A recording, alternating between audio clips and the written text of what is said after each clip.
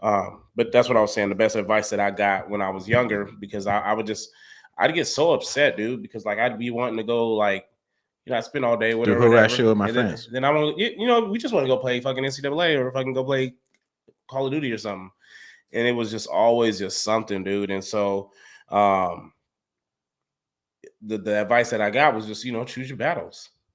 I'm like, what the fuck does that mean? Like, I just get so mad. What do you mean choose my battles, bro? Like, this is it. Like, choose my battles, bro. And so, what happened is I had some single friends and stuff like that. And so, like, they didn't, it helped me, I think, grow in a whole different level, because what ends up happening is you start separating yourself from your single friends, because, um, if your friends couldn't understand the dynamics of a relationship, and they started giving you like a hard time because you can never do anything, right? And it's one of those things where it's just like, well, bro, like, go find you somebody. Well, Like, for me, but I but feel like but it's two different approaches. you learn, but you know what? I think when you're younger, you don't realize like the significance and just like the attention that a relationship actually needs, in a sense of nurturing that and what it could be. And we look at it as just like any other relationship that we have, and it's not. And so I don't feel like you don't value as much time with your significant other when you're younger than you do when you're older. Yeah, I mean, but that's why. I mean, you got married super young to ride, I got married at 26. but you guys were together the whole time, right? Yeah, so I was 18. Yeah. Yeah, so you were married at 18. Like we can. I mean, at what point were you like, yeah, I'm married, Yeah. right? Like, Yeah. before you were married, you're like, Yeah. yeah, I'm Yeah. married. Yeah. For me, I think it needs attention, but then again, it's like setting ground rules at the Mm-hmm. beginning of like, hey, this is what I like. This, as stupid as it is, when we set ground rules in relationships, things go significantly better. Mm-hmm. Right. So like, hey, so this is how much time like I need to spend with my friends so I don't die. This is how much time you need with me. We need to find a happy medium. Mm. Because again, I want to spend time with my friends. And like we still, luckily for me, like mine and Kalani's friend group is the same friend group. Yeah, which ultimately it will become that. But so B Hughes came with us on Sunday, Uh-huh. but it wasn't like B Hughes was third wheel and it was just like the three of us hanging out. Yeah, because y'all fuck with each other. And here's the tip though, now when you think about it, because ultimately the boys that you want to go hang out with, like if they really like fuck with you like that, like they ain't got no problem sliding through the house and fucking with you there. You know what I mean? But like there's typically a reason why you don't hang out with Alone certain. guy time is still good. It is. But what I'm saying is typically the people that we want to spend that long guy time with, like a low key, our significant other, probably don't fuck with. And it comes down to listening to your significant other, because there's typically a reason for that. They sniff out a bad character, they sniff out just bad intentions, they sniff all that shit out before we even sniff any of it out. And we're always like, well, I don't know why you don't like him. Well, fucking maybe because the last time y'all went out, dude was acting like a dog right in front of her, and she's like, you don't even respect that I'm right here. So that she done lost all respect for him, because she's like, if that's how he act, like, when I'm here, how the fuck is he act? I've never been in that situation. Me neither. You know what I mean? But I'm just saying, like, but that's what it come down to. Like, those are the things that they see, and they're just like, For me, it's I have time with my girlfriend, I have time with my friends, mm-hmm. and then I never want to be the guy like where you ruin the guy's night by bringing your girlfriend. That's different. But like that's a thing. Yeah, no, yeah, and it's the worst because then like nobody can like be really like telling like, hey, bro, what's really going on with you and old girl? Like you can never really vent. Like you can't do any of that.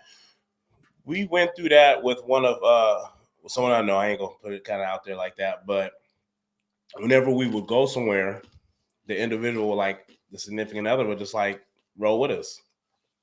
And it'd be like, so then it's just like, well, bro, like you just start staying home, like, bro, like, don't bro, go you with gotta us. stay home, because at some point it's like, and we brought it up, like, what do you have against this person like rolling with us if we just go into a store?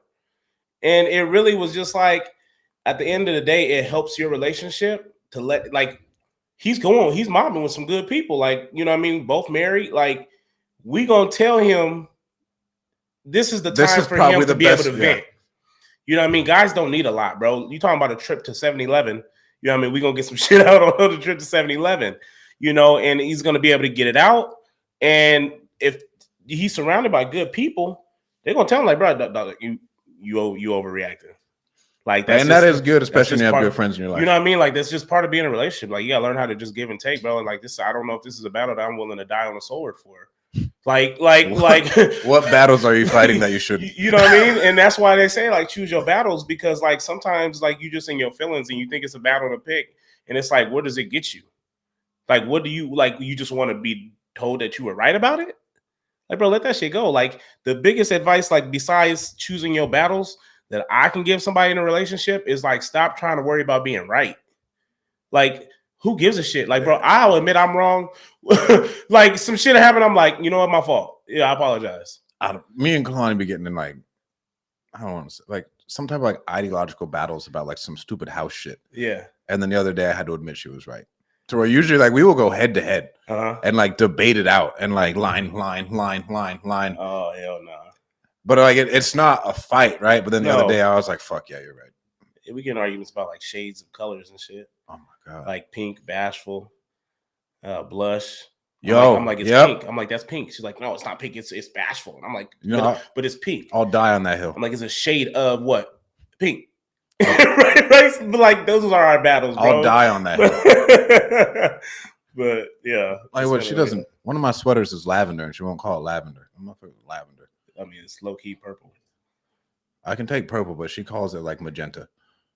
That's fucking, bro. Like, who knows that? Like, why you know the specific? They know the colors got like the she had the numerical box. Number. They got Kalani like grew the up hashtag nice with the 128 box crayons. Bro, they got the hashtag like 10055. Like they fucking know like that specific code. That color is what? Like, you know what I mean? I'm like, like it's purple. You know what I mean? Don't tell me the exact fucking shade of purple that it is. Man. Yeah.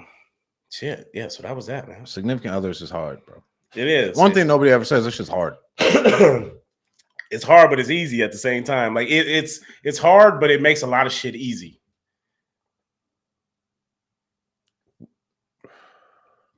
It's kind of hard to even fucking say it like that. Like it's or maybe you're opening up a can of worms. It makes some things in life simple.